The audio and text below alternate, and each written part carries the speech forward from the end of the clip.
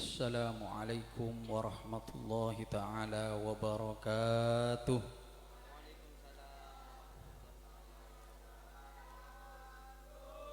Bismillahirrahmanirrahim. Alhamdulillahi rabbil alamin.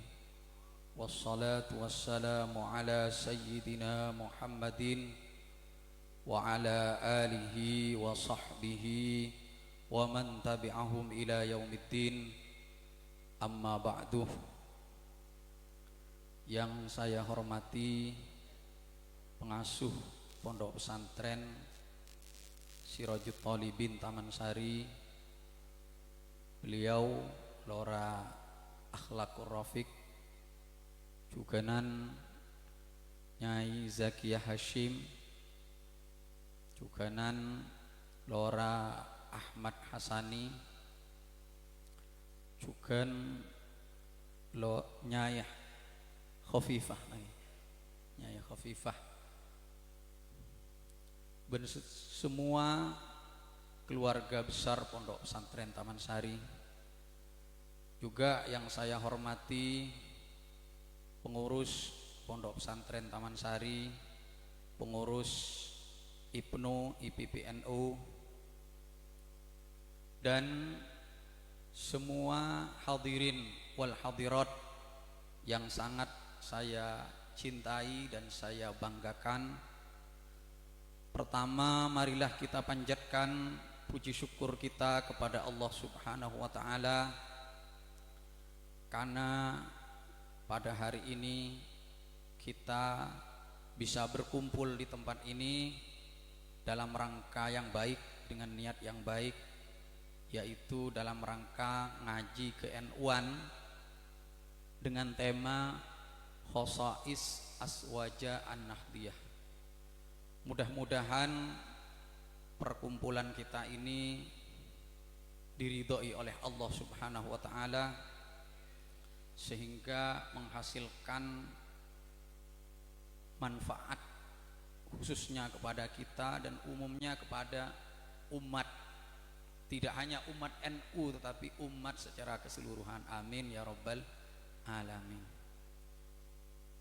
Yang kedua, salawat beserta salam mudah-mudahan tercurahkan kepada junjungan kita Nabi besar Muhammad sallallahu alaihi wasallam, karena beliaulah yang telah membawa manusia dari alam jahiliyah menuju alam ilmiah, dari alam yang penuh dengan kekufuran menuju alam yang penuh dengan keimanan dan keislaman. Mudah-mudahan kita semua menjadi umat beliau yang mencintai dan dicintai oleh beliau, dan mudah-mudahan kita semua berhak mendapatkan syafaat dari beliau, utamanya pada hari kiamat kelak. Amin ya rabbal alamin. Adik-adik sekalian, saya merasa bersyukur, merasa bahagia diundang ke tempat ini karena 7 tahun, pada mulai dari tahun 1995 sampai 2002 saya ada di pesantren ini. Bahkan terhitung paling lama saya mondok itu, mondok di Taman Sari 7 tahun, di Lirboyo 6 tahun, kemudian ke Hadramaut 5 tahun, kemudian melanjutkan ke UIN 2 tahun, dan di setiap pesantren Ramadan, di setiap bulan Ramadan alhamdulillah saya juga menyempatkan ngaji ke beberapa pesantren seperti Sarang, kemudian Maslakul Huda di Pati, Jawa Tengah. Tetapi yang paling lama itu adalah di Pondok Pesantren Taman Sari. Adik-adik sekalian, saya diminta untuk berbicara mengenai Khosais Aswaja An-Nahdiyah. Khosais Aswaja An-Nahdiyah ini menjadi sangat penting sekarang untuk kita bicarakan, karena di Indonesia, terutama di era ini bermunculan aliran-aliran yang amat sangat banyak sekali, mulai mulai dari yang paling radikal sampai yang paling liberal itu muncul dan sangat gampang sekali nyampai ke kita karena teknologi begitu canggih sekali. Maka karena itu kita sebagai pemuda itu harus kenal kepada diri kita sendiri. Jangan sampai misalnya belum tahu apa tentang diri kita, akhirnya karena kita mendengar pengajian-pengajian di YouTube, akhirnya kita terpengaruh. Jangan sampai terjadi seperti itu. Karena banyak sekali karena terpengaruh dengan pengajian-pengajian di YouTube, terpengaruh dengan propaganda dari aliran-aliran di luar NU, akhirnya ada sebagian warga NU yang menyatakan tidak perlu NU-NUan, yang penting aswaja. Bahkan orang seperti ini tidak hanya mengatakan tidak perlu NU-NUan, malah mencaci-caci NU. Maka karena itu kita sebagai pemuda NU harus tahu apa khosois dari Ahlus Sunnah wal Jamaah menurut versi NU. Karena sekarang aliran berkembang sangat banyak sekali, baik yang dari dalam Indonesia sendiri ataupun yang dibawa dari luar negeri. Dan ini sebenarnya sejak dulu, sejak masa Kiai Hasyim Asy'ari. Di dalam saya akan bacakan ya. Jadi saya akan bacakan ibaratnya Hadratus Syekh Hasyim Asy'ari agar kita bisa paham bahwa Indonesia, kata Hadratus Syekh Hasyim Asy'ari itu dulu mazhabnya sama, akidahnya sama, tasawufnya sama, yaitu dalam bidang akidah mengikuti Imam Abul Hasan Al-Asy'ari, kemudian di dalam fikih mengikuti mazhab Syafi'i, kemudian di dalam tasawuf mengikuti Imam Ghazali dan Imam Abil Hasan Asy-Syadzili. Ini saya bacakan. Ini sampean kalau bisa orang NU itu wajib baca Risalah Ahli Sunnah wal Jamaah karya Hadratus Syekh Hasyim Asy'ari. Wajib itu mestinya. Kalau sampai ada orang NU pemuda-pemudanya nggak baca, lalu bagaimana mengaku sebagai pengikutnya Hadratus Syekh? Beliau mengatakan di sini begini. Qad kana muslimul aqtar al-jawiyah fil azman as-salifatil khaliyah muttafiqil ara'i wal madhhab wa muttahidil ma'khadhi wal mashrab fakulluhum fil fiqhi 'ala al-madhhabin nafis madhhabil imam Muhammad bin Idris wa fi usuliddin 'ala madhhabil imam Abil Hasan al-Asy'ari wa fi at-tasawwufi 'ala madhhabil imam al-Ghazali wal imam Abil Hasan Asy-Syadzili radhiyallahu anhum ajma'in. Thumma innahu hadatha fi ami 1330 ahzabun mutanawwi'ah wa ara'un mutadafi'ah wa aqwalun mutadaribah wa rijalun mutajadibah faminhum salafiyun qaimuna ala ma alaihi aslafuhum minat tamadhubi bil madhhabil muayyan wat tamassuki bil kutubil mu'tabaratil mutadawilah. Jadi di masa Hadratus Syekh Hasyim Asy'ari saja itu sebenarnya sudah muncul aliran-aliran. Dan Hadratus Syekh Hasyim Asy'ari juga sudah mengingatkan di kitabnya ini, Risalah Ahli Sunnah wal Jamaah, agar kita sebagai orang Indonesia ingat, sadar bahwa sesungguhnya orang Indonesia itu aslinya adalah semuanya penganut Ahlus Sunnah wal Jamaah. Maka kita supaya bisa mempertahankan Ahlus Sunnah wal Jamaah ini bagaimana? Ya kita harus paham ajaran Ahlus Sunnah kita ini apa. Sebab banyak kelompok-kelompok yang juga mengaku sebagai Ahlus Sunnah wal Jamaah. Lalu apa khosois wa mumayyizat dari Aswaja An-Nahdiyah itu? Diputuskan di dalam Bahsul Masail pada Muktamar Nahdlatul Ulama di Jombang beberapa tahun yang lalu, bahwa khosois Aswaja An-Nahdiyah itu yang pertama adalah adalah al-wasatiyah, moderat. Di situ juga diputuskan apa yang dimaksud moderat menurut NU itu ada 3 makna. Yang pertama adalah keadilan di antara 2 kezaliman dan kebenaran di antara 2 kebatilan. Itu yang pertama. Kemudian yang kedua adalah perpaduan dan keseimbangan antara 2 hal yang berbeda. Kemudian yang ketiga adalah waqi'i atau realistis.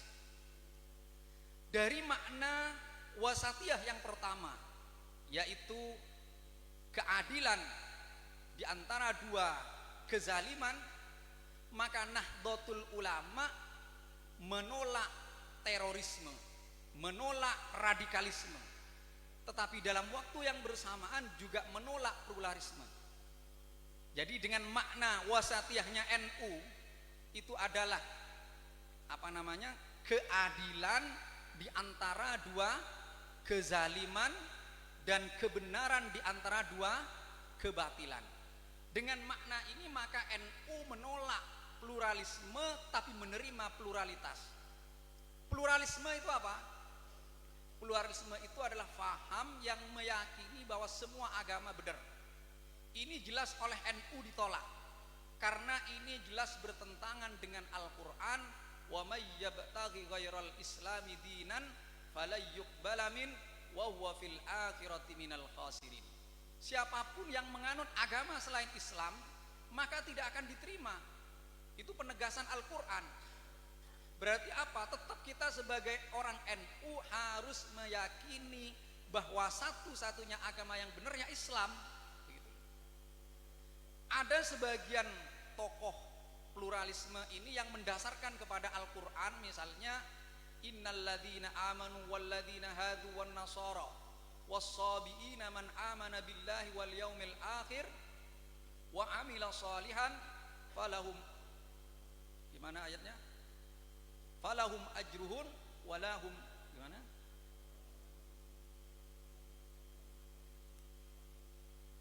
Man amila shalihan falahum ajruhum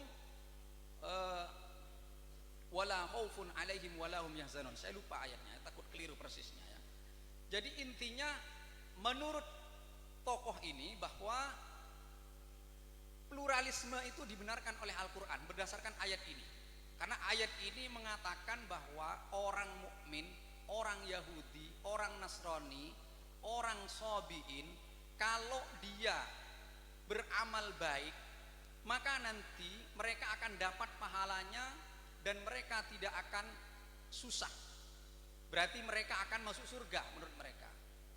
Tetapi ini kalau menurut perspektif NU jelas keliru pemahaman ini.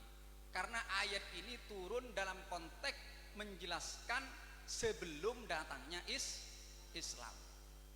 Ini ayat tidak bisa diterapkan kepada orang-orang non-muslim sekarang. Yang dimaksud oleh orang ayat ini adalah yang dulu sebelum datangnya Nabi Muhammad. Makanya ada hadis mengatakan man mata ala dini Isa qabla ayyasma'a bi fahuwa ala khair. Siapa yang mati dengan menganut agamanya Nabi Isa tapi sebelum datang Nabi Muhammad fahuwa ala khair. Tetapi waman sami'a bi walam yu'min bi faqad halak. Siapa yang mendengar ajakan Nabi Muhammad tapi tidak iman kepada Nabi Muhammad, maka dia akan binasa, dia akan rusak. Bahkan dalam hadis Al-Baihaqi juga disebutkan bahwa Sayyidina Umar pernah mendengar dari orang Yahudi. Kemudian beliau terheran, tertarik, lalu ingin menulis apa yang didengar dari Yahudi. Ternyata oleh Nabi Muhammad ditegur dan beliau mengatakan laukana Musa hayyan lama wasi'ahu illa tibai. Seandainya Nabi Musa masih hidup maka pasti dia akan ikut aku, kata Nabi. Ini menunjukkan apa? Menunjukkan bahwa menurut kita, menurut Ahlus Sunnah wal Jamaah, pluralisme kita tolak. Faham yang mengatakan semua agama benar itu kita tolak. Tetapi kita menerima pluralitas. Pluralitas itu apa? Kita mengakui bahwa ada perbedaan-perbedaan, ada keanekaragaman. Karena itulah maka Nahdlatul Ulama selalu mengajarkan apa yang disebut dengan toleransi. Bagaimana kita bertoleransi kepada agama lain. Kita harus tetap yakin bahwa kita di pihak yang benar, tetapi kita harus tetap bertoleransi kepada penganut agama lain. Maka ini harus dicatat. NU menolak pluralisme tapi menerima pluralitas. Makanya ada seorang ulama mengatakan tanawwu'una yanbaghi ayyumaththilas thara wal nuhadzir min tanazu'il baqa fa innahu yuaddi ilal fana. Pluralitas itu menggambarkan kita ini kaya. Karena itu kita jangan berperang merebut bagaimana kita hidup, tetapi bagaimana kita ini bekerja sama untuk bisa hidup bersama. Jangan sampai kita saling membunuh antara satu dengan yang lain.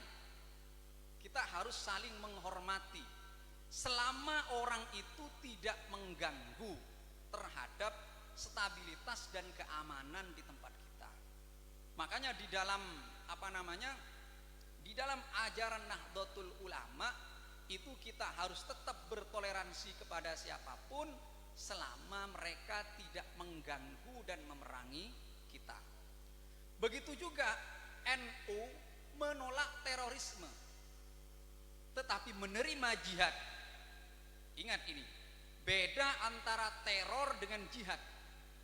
Kalau terorisme itu adalah tindakan-tindakan radikal tanpa ada mubarrir, tanpa ada pembenar untuk melakukan tindakan itu. Ini biasanya muncul dari golongan-golongan yang membaca ayat-ayat Al-Quran itu secara parsial, partikular. Yang dibaca itu ayat perang. Misalnya di Al-Quran qatilul musyrikina kafah, itu yang dibaca.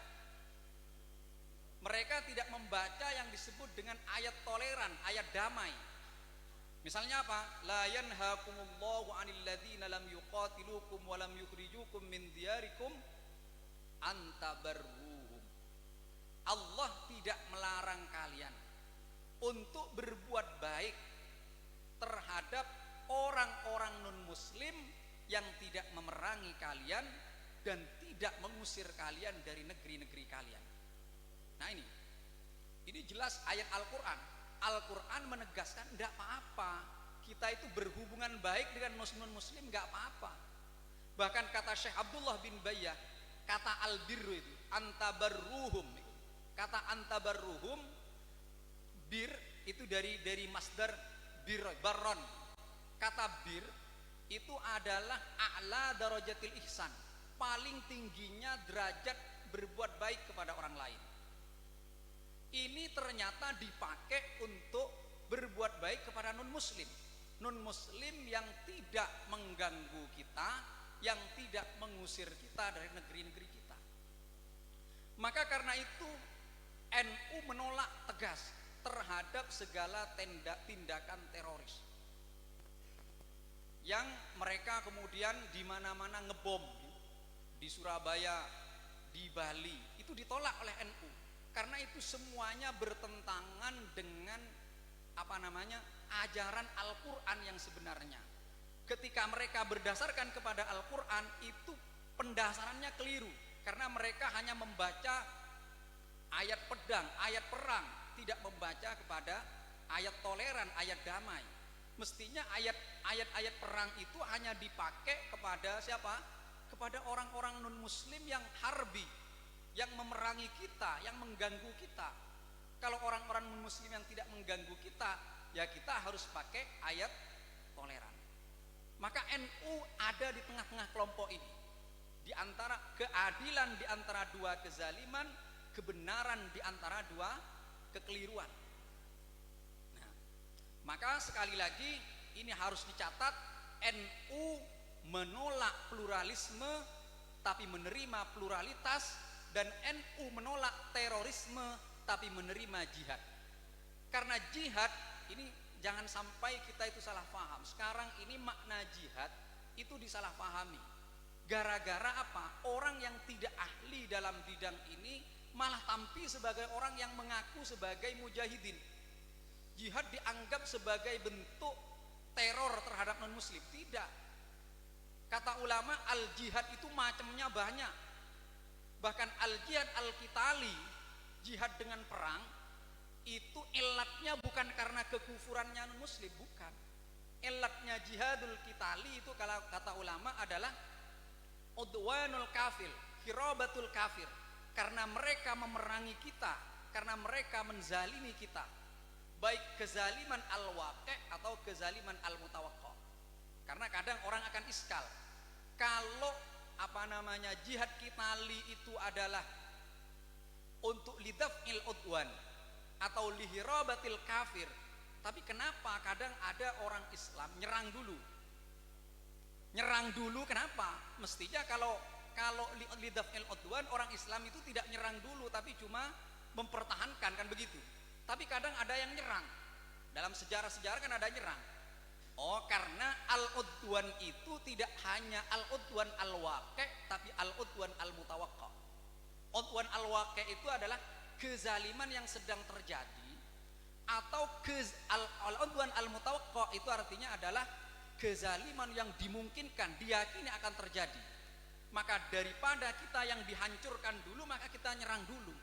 Tapi intinya bahwa menurut Islam, al-jihad itu bukan tindakan semena-mena untuk maksa-maksa orang kafir masuk Islam atau melakukan teror terhadap orang Islam, bukan.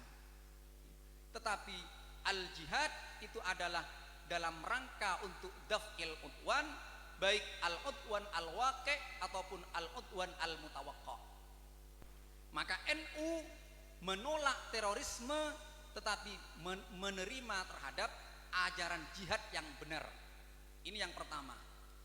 Kemudian yang kedua, maknanya wasatiyah itu adalah perpaduan dan keseimbangan antara dua hal yang berbeda. Artinya NU itu tidak hanya memakai dalil nakli tetapi juga akli. Tidak hanya teks-teks Al-Quran tetapi juga akal. Tidak hanya an-nusus tetapi juga maqasidus syariah.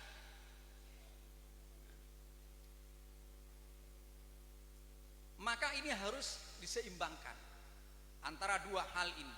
Kalau sampean tekstual zahiriyah, itu nanti juga akan melahirkan kesimpulan-kesimpulan hukum yang berbahaya, bahkan kadang menggelikan. Tetapi sampean maqasid saja, pakai spirit teks saja, itu pasti sampean akan jadi ikut liberal. Maka yang benar bagaimana? Perpaduan di antara keduanya, nakal tapi juga akal, an-nusus tapi juga maqasid. Kalau ini digabungkan, dipadukan antara an-nusus dengan al-maqasid, maka lahirlah ajaran-ajaran yang moderat sebagaimana diajarkan oleh para ulama-ulama kita, Nahdlatul Ulama. Seandainya tidak malam waktunya, saya ingin berbicara mengenai an-nusus wal maqasid. Bagaimana kita menyeimbangkan antara an-nusus wal maqasid. Ini santri-santri sekarang jangan sampai ketinggalan kajian-kajian semacam ini. Kalau sampean ngaji Fathul Qorib bagus, ngaji Fathul Mu'in bagus, tetapi sekarang di luar itu sudah berkembang kajian-kajian maqasidus syariah. Ini sampean juga harus ikut, sehingga kalau ada orang berbicara itu sampean nanti bisa ngerti. Nah, dan di NU sendiri sebagaimana tadi diputuskan oleh Muktamar Nahdlatul Ulama di Jombang, itu salah satu manhajnya adalah memadukan antara dua hal yang berbeda, yaitu an-nusus dan al-maqasid, juga an-naql dengan al-aql. Ini yang kedua. Kemudian yang ketiga, makna al-wasatiyah itu diputuskan adalah waqi'i. Apa artinya waqi'i? Realistis. Nah, dari makna yang ketiga ini, Maka Nahdlatul Ulama menerima Negara Kesatuan Republik Indonesia. Kita semua tahu kalau yang ngaji Al-Ahkam As-Sultaniyah atau ngaji kitab fikih yang sampai ke bab belakang, apa sudah hatam Fathul Qorib hatam ya? Fathul Mu'in hatam. Ya, yang sampai ke belakang itu kan ada bab imamah. Ada bab khilafah tentang kepemimpinan. Di situ dijelaskan bahwa ulama itu dulu sepakat bahwasanya apa? Pemimpin itu tidak boleh lebih dari satu. Pemimpin umat Islam itu tidak boleh lebih dari satu. Pada kenyataannya sekarang di negeri-negeri Muslim, Indonesia punya presiden sendiri. Kemudian Irak, Syria, Mesir punya pemimpin sendiri. Nah ini bagaimana sampean? Kitabnya bilang seperti itu, tapi kenyataannya negeri-negeri Muslim tidak satu pemimpin, bukan khilafah, bahasa semangkin khilafah. Nah, tetapi NU ternyata malah menerima Negara Kesatuan Republik Indonesia. Apa alasannya? Ya karena itu NU realistis bahwasanya khilafah itu pada saat ini sesuatu yang sangat sulit atau bahkan mustahil untuk diwujudkan. Sangat mustahil. Bahkan dulu ketika khilafah runtuh di Turki itu, kemudian ada ulama-ulama Mesir berupaya mengembalikan, dan itu tidak tercapai karena begitu sulitnya. Nggak mungkin kalau sekarang, karena negeri-negeri Muslim sudah begitu luasnya, kalau dipimpin satu pemimpin itu akan amat sulit. Dan nanti pemilihannya bagaimana, siapa nanti yang akan ditunjuk dan siapa yang akan menunjuk, bagaimana cara mencapai kesepakatan itu sangat sulit. Maka melihat realitas semacam ini, Nahdlatul Ulama menerima bahwa Negara Kesatuan Republik Indonesia adalah final. NKRI harga mati. Dan ini juga berlandaskan kepada keterangan-keterangan para ulama dulu. Bukan NU kemudian bikin sendiri. Apa dasarnya? Ya pertama, Piagam Madinah. Jadi negara Madinah, semangat negara Madinah itu dulu itu dibangun berdasar tidak hanya oleh orang Islam, tapi kesepakatan antara berbagai warga yang ada di Madinah pada saat itu. Tidak hanya Islam, tapi juga ada Yahudi dan juga ada Nasrani, ada Ansor, ada Muhajirun. Sama seperti Indonesia sekarang, ada non Muslim, ada orang Islam, ada non Muslim, ada berbagai macam agama, tetapi memiliki satu visi. Nah, itu yang dijadikan dasar oleh para ulama-ulama kita. Kemudian yang kedua ya juga berdasarkan kepada pandangan-pandangan ulama bahwa persoalan khilafah itu bukan persoalan akidah dan bukan persoalan qot'i, bukan minal masail al-qot'iyah, tetapi persoalan khilafah itu adalah persoalan ijtihadi, persoalan fikih yang tunduk kepada khitab qot'i. Sampean sudah ngaji khitab qot'i, khitab taklifi apa tidak? Usul fikih sudah ngaji apa enggak? Lubul usul ngaji apa tidak? Sudah. Faham apa tidak?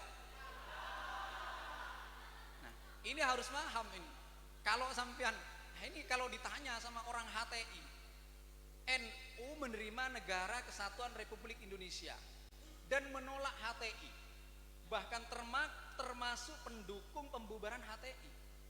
Kalau ditanya sama orang HTI, loh kalian ini loh menolak HTI, menolak khilafah yang diperjuangkan oleh HTI, kitabmu itu loh menjelaskan tentang khilafah, sampean gimana cara jawabnya?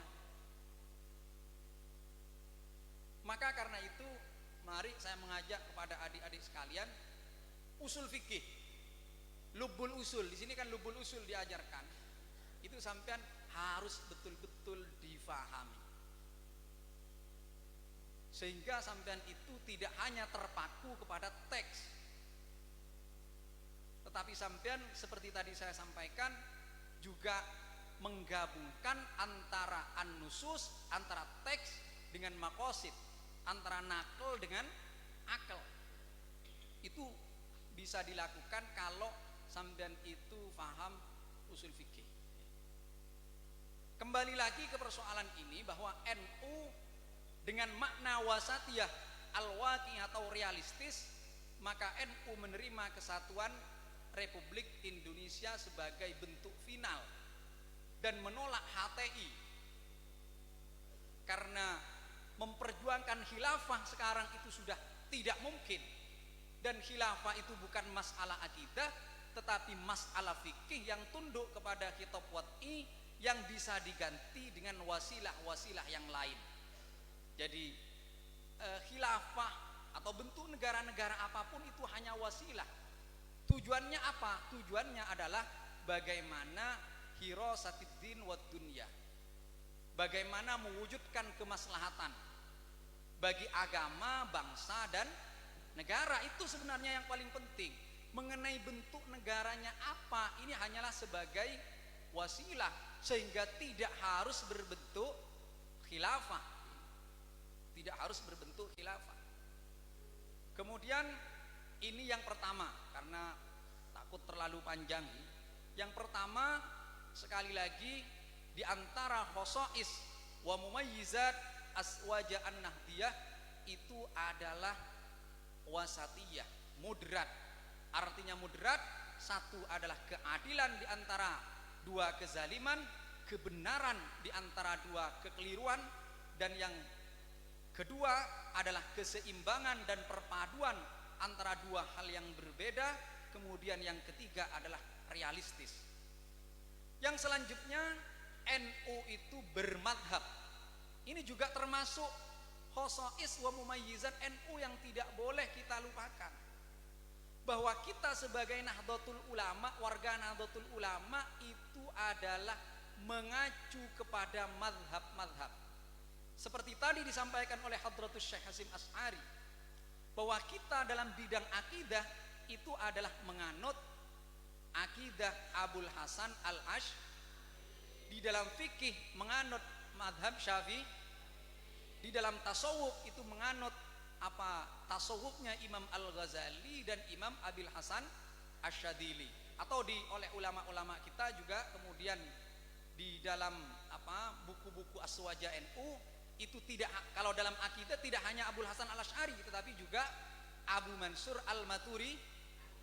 Kemudian di dalam fikih tidak hanya Imam Syafi'i tetapi juga madzhabul arba'ah. Dalam tasawuf tidak hanya Abu Hamid Al-Ghazali dan Abil Hasan Asyadili tetapi juga menyebutkan siapa? Imam Junaid Al-Baghdadi. Nah, ini kita semua harus tahu ini. Warga NU harus tahu bahwa kita dalam bidang akidah itu ikut Abul Hasan Al-Asy'ari. Apa itu akidahnya Abul Hasan Al-Asy'ari? Ya kita sebenarnya sudah belajar. Apa itu? Mulai kecil kita belajar. Apa? Aqaidul khamsin, aqaid 50. Bahkan saya belajar aqaid 50 itu sejak Raudhatul Atfal di rumahnya Ustadz Musta'in. Oh, ini Ustadz Musta'in. Ustadz Musta'in itu alumni Taman Sari yang hebat. Dulu saya ini sebagai ceritanya, dulu ketika beliau mondok itu katanya ini cerita lucu tapi jangan ditiru. Beliau itu katanya dulu pernah keluar pondok nonton pagelaran pencak silat. Tat Munir, nyungok Tat Munir. Nyungok pagelaran pencak silat. Pulang, setelah pulang dari pagelaran pencak silat itu sama Hadratus Syekh Kiai Hamzah Rasyad ditanya, dari mana? Dari nonton pencak silat Kiai. Mana apa leolena? Tak maturun. Apa leolena? Kemudian Tan Musta'in itu langsung maju, pencak. Syup syup.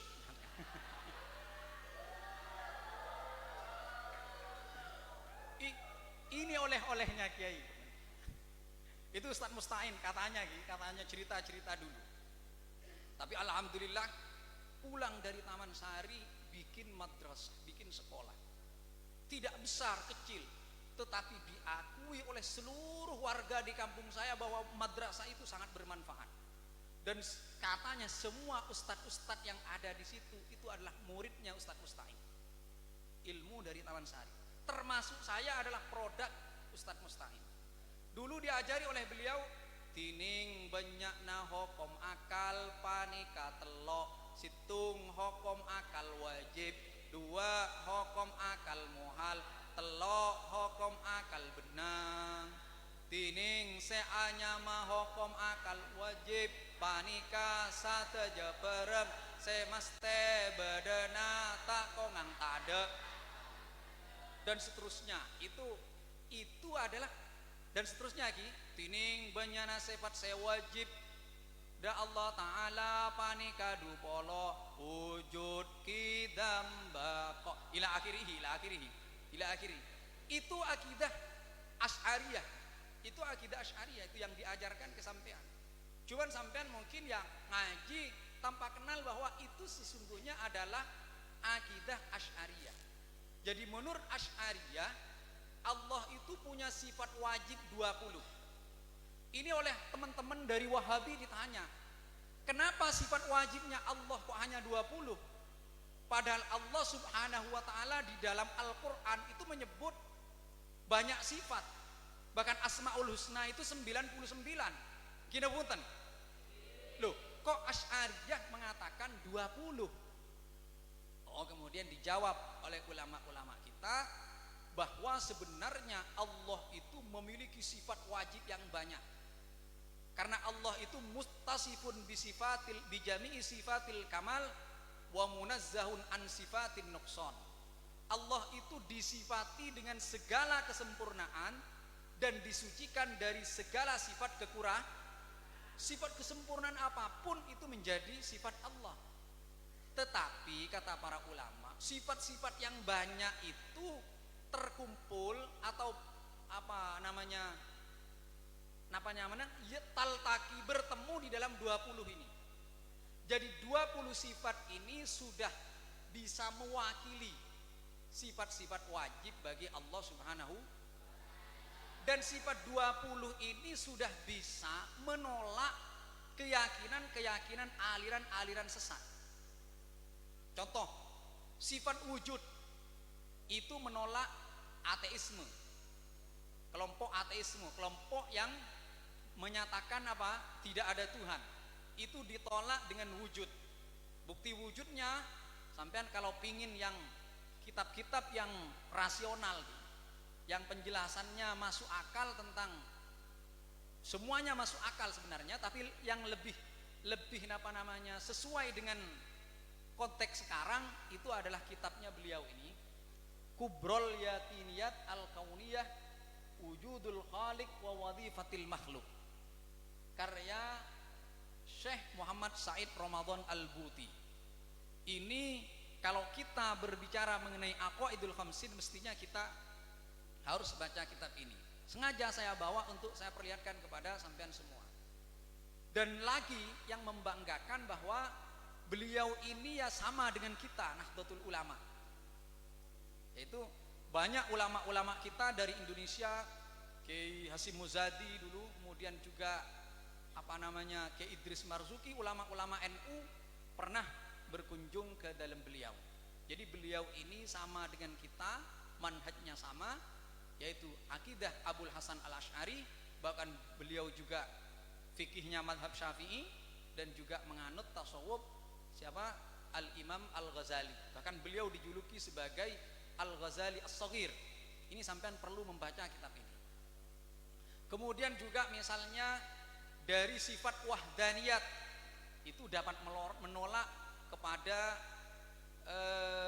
Kristen misalnya yang meyakini Trinitas, Thalithu Thalatha, atau bisa menolak terhadap Mu'tazilah atau Qadariyah.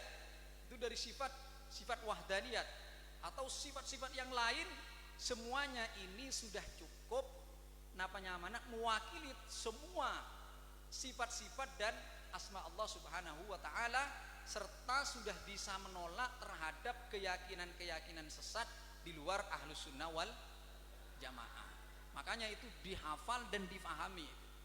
Aqaidul khamsin yang diajarkan kepada kita sejak kita masih kecil. Kemudian ya banyak kalau kita bicara akidah Asy'ari. Nah, sekarang ini yang perlu sampean ketahui. Sekarang ini muncul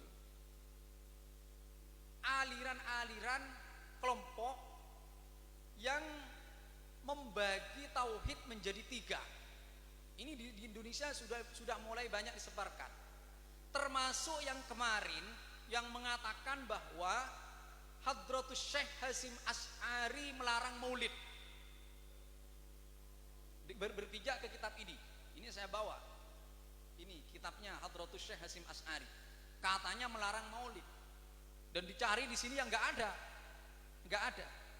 Itu kelompok-kelompok itu, orang-orang itu akidahnya membagi tauhid itu menjadi 3. 1, tauhid rububiyah. 2, tauhid uluhiyah. 3, tauhid asma wa sifat. Tauhid rububiyah itu menurut mereka adalah keyakinan bahwa yang menciptakan dan yang mengatur itu hanyalah Allah. Dan tauhid rububiyah menurut mereka, orang musyrik, orang kafir itu meyakini tauhid rububiyah.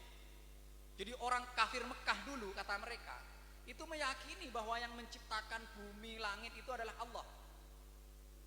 Jadi semua meyakini tauhid rububiyah menurut mereka. Tetapi mereka tetap dikatakan kafir karena mereka tidak meyakini tauhid uluhiyah. Tauhid uluhiyah itu apa? Keyakinan bahwa hanya Allah yang berhak untuk disembah. Dan ini yang tidak dimiliki oleh orang kafir, kata mereka.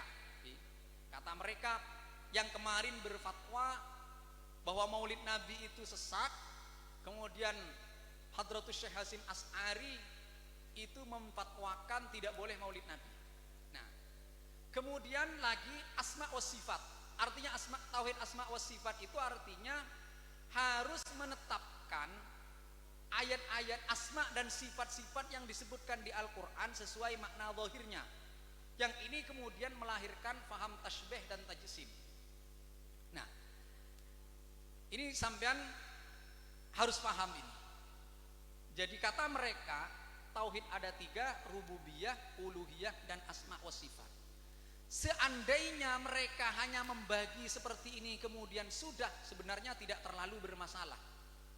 Yang menjadi bermasalah itu adalah dengan dasar pembagian tauhid yang 3 ini, kemudian mereka mensesatkan dan mensyirikkan orang-orang yang bertawassul. Jadi kita ini dianggap oleh mereka sama dengan orang-orang non-muslim dulu. Orang non-muslim dulu itu meyakini tauhid rububiyah, mengakui bahwa yang menciptakan langit, yang menurunkan hujan itu adalah Allah. Tetapi mereka ini tidak mengesakan Allah di dalam ibadah. Nah, kita kata mereka dengan tawassul, sering kita bertawassul kan? Ya apa tidak? Kita bertawassul, beristighosah, itu menurut mereka berarti kita ini tidak bertauhid uluhiyah.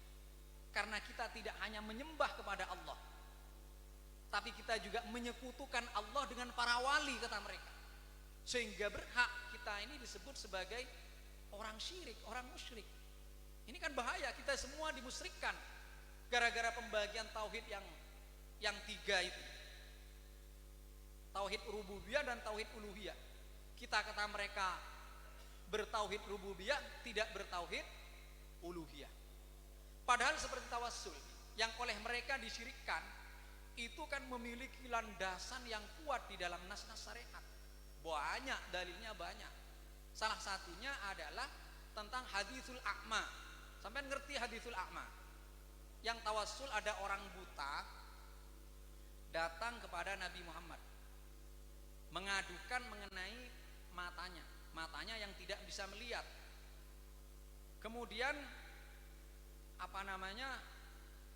beliau meminta kepada Nabi untuk didoakan.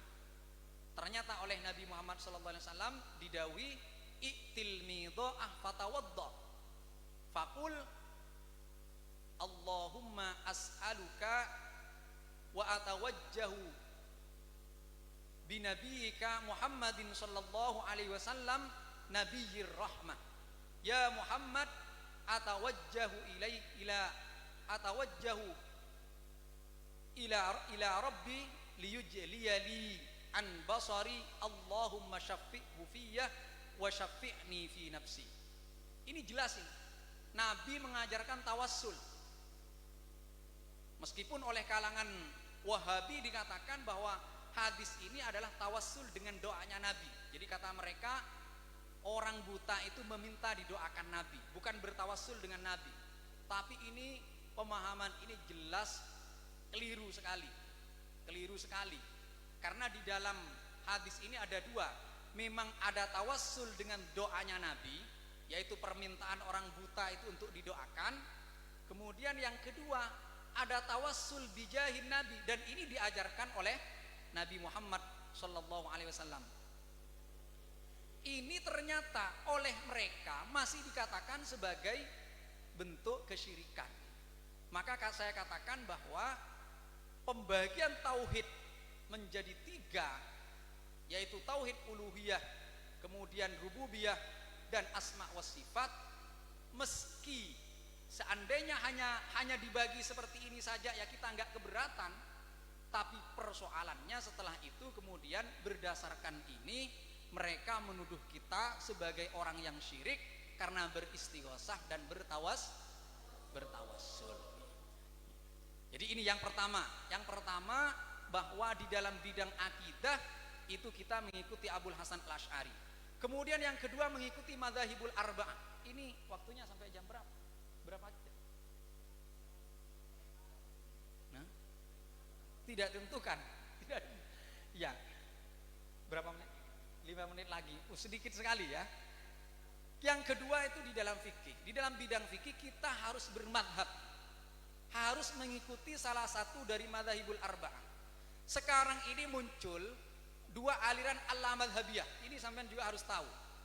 Al-madhabiyah yang mengajak kepada langsung merujuk kepada Al-Quran hadis, kemudian al-madhabiyah yang mengajak kepada maqasidus syariah tetapi yang ghairu mundhabithah, ngajak kembali kepada spirit atau semangat teks-teks syariat tetapi tidak sesuai dengan manhaj-manhaj yang benar.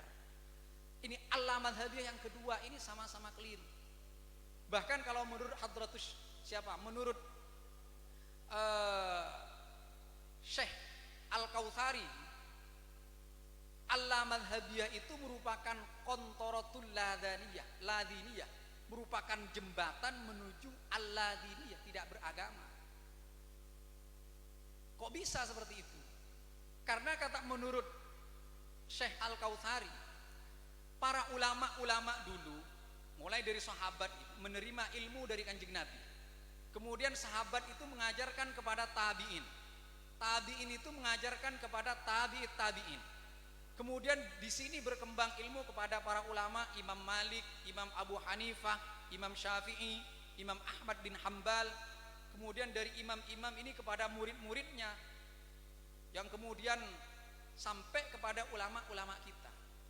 Kalau kita mengatakan tidak mau bermadhab, artinya tidak mau memahami agama melalui ulama-ulama ini kan, akan memahami langsung dari Al-Quran.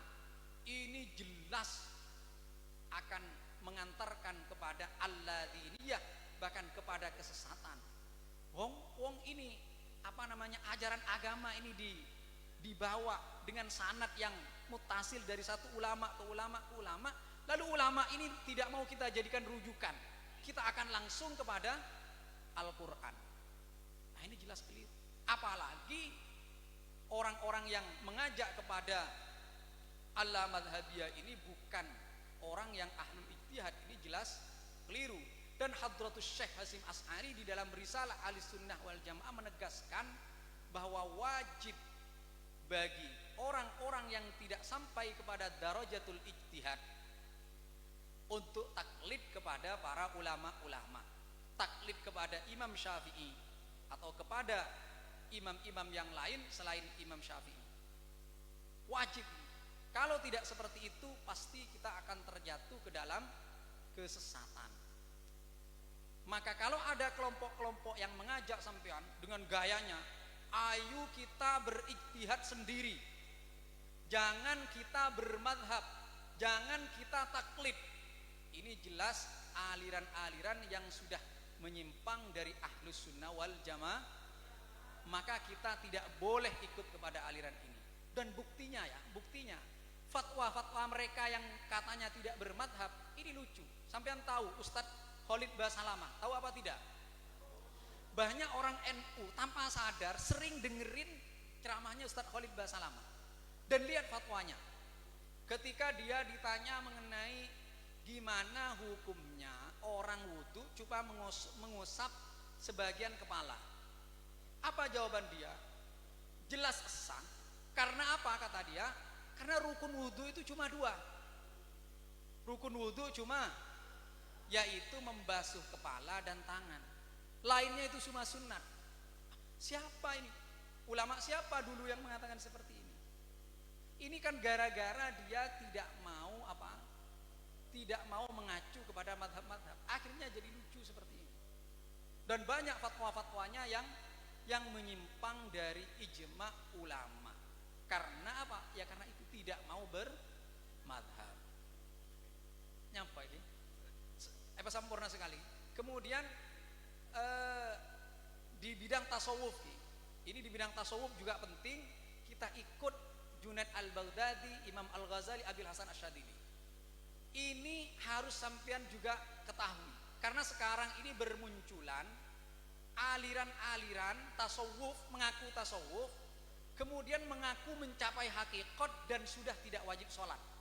Karena kata mereka, tujuan dari syariat yang zahir itu adalah wusul kepada Allah. Kalau sudah wusul kepada Allah, maka sholat sudah tidak wajib, puasa sudah tidak wajib, dan semua amalan-amalan zahir itu tidak wajib. Nah, ini jelas aliran yang menyimpang dari Ahlus Sunnah wal Jamaah. Karena menurut kita Ahlus Sunnah wal Jamaah, al-haqiqah, hakikat, kan sampean diajari nang azkiya itu diajari hakikat syariat, thariqat, hakikat. Itu tidak boleh dipisah. Jadi hakikat itu bukan sesuatu yang bertentangan dengan syariat. Ya syariat itu adalah pengamalan terhadap ajaran-ajaran fikih itu, Islam itu. Hakikat itu ya kita mengamalkan dengan apa? Dengan keikhlasan, dengan ketulusan sehingga kita mencapai maqamul ihsan. Maqamul ihsan itu apa? Maqam musyahadah atau maqam muraqabah, itu saja. Jadi bukan hakikat itu sesuatu yang berbeda dari syariat, sehingga kalau sudah mencapai hakikat kemudian dia tidak wajib ikut kepada syariat. Tidak. Kalau ada yang semacam ini berarti dia sudah menyimpang dari Ahlus Sunnah wal Jamaah. Kemudian yang sebenarnya banyak, tapi yang terakhir ini juga penting. Ini juga termasuk mumayyizat menurut saya dari dan khosois dari akidah dari Aswaja an-Nahdiyah atau disebut juga dengan Islam Nusantara adalah cara menyikapi tradisi.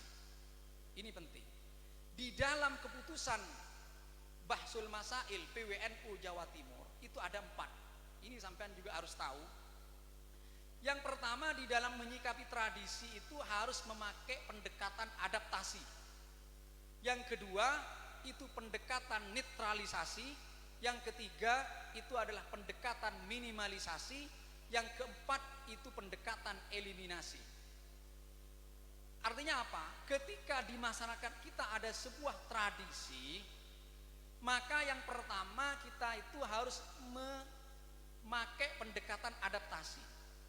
Pendekatan adaptasi ini dipakai ketika tradisi itu tidak ada sama sekali yang menyimpang dari syariat, meskipun itu tidak ada pada zamannya Nabi. Jadi masyarakat bersitung tradisi. Eta yang ngalen di sampean di masa Nabi tidak ada, tetapi di dalam tradisi itu tidak ada yang menyimpang dari syariat. Maka dalam tradisi semacam ini kita harus apa? adaptasi. Dan ini berdasarkan kepada keterangan dari Imam Ali ketika ditanya mengenai akhlakul karimah. Apa itu akhlakul karimah? Imam Ali mengatakan muwafaqatun nas fima adal ma'asiyah, beradaptasi dengan masyarakat kecuali di dalam hal kemaksiatan. Jadi sampean pulang dari pondok sudah ngaji Fathul Qorib, Fathul Wahhab, ngaji ini, pulang ke rumah ada tradisi, ya udah beradaptasi. Jangan mentang-mentang ini ada hukum baru ini nanti akan saya terapkan di rumah, akan saya beda dengan masyarakat karena saya punya landasan sendiri dari kitab Fathul Wahhab. Nah, jangan, adaptasi saja dengan masyarakat yang di sana selama itu tidak maksiat. Yang kedua itu netralisasi. Netralisasi itu artinya ketika sampean bertemu dengan masyarakat yang memiliki tradisi, di dalam tradisi itu ada yang kurang baik, ada yang baik. Maka bagaimana? Jangan langsung dihilangkan, jangan dihilangkan semua, tapi dinetralisir. Usahakan agar yang jelek ini bisa hilang. Dan ini rahasia dari Wali Songo. Jadi ketika ada budaya di masyarakat itu bukan dihilangkan. Dilihat, oh ini ada sisi baiknya, ada sisi tidak baiknya. Maka sisi tidak baiknya ini diusahakan untuk dihilangkan secara bertahap. Dan ini ada landasannya. Dulu di masa Nabi, di masa jahiliyah itu akikoh. Masyarakat jahiliyah itu punya tradisi. Kalau melahirkan anak, kalau anak baru lahir, itu biasanya mereka nyembelih kambing. Tetapi setelah itu darahnya itu iposot aki dilumurkan ke kepalanya si bayi. Nah, ketika Islam datang, maka tradisi ini oleh Islam tidak dihilangkan. Malah ini menjadi syariat, yaitu syariat apa? Akikoh. Tetapi tradisi yang buruk, yang jelek itu dihilangkan, yaitu melumuri dengan darah itu. Ini bisa kita jadikan sebagai pedoman kita di dalam menyikapi tradisi yang di situ ada sisi baiknya tapi juga ada sisi buruknya. Kemudian ada lagi pendekatan pendekatan minimalisasi. Ada tradisi yang jelek sekali, jelek semua, tetapi kalau kita rubah ini akan melahirkan kemungkaran yang lebih besar. Maka tugas kita di sini adalah meminimalisasi, menyedikitkan. Jadi ketika ada dua kemafsadatan itu kan katanya kita ipakon ngambil yang lebih ringan. Kemudian yang terakhir itu pendekatan eliminasi. Contohnya apa? Ini dieliminasi, dihilangkan secara total dengan cara bertahap tentu saja. Seperti kalau dulu adalah paham animisme dan semacamnya, tradisi nyembah berhala, nyembah jin, nyembah ke kuburan, nyembah ke kayu-kayu besar. Ini kan tradisi yang buruk secara total. Maka ini harus dieliminasi, tetapi tentu dengan cara yang yang bijaksana. Ud'u ila sabili rabbika bil hikmati wal mau'izatil hasanati wajadilhum billati hiya ahsan. Mungkin ini ya, sebenarnya ini kalau dipanjangkan ini akan banyak, dan ini kalau diluaskan itu juga banyak, tetapi karena waktunya sudah habis maka saya kembalikan ke moderator, mungkin nanti ada tanya jawabnya.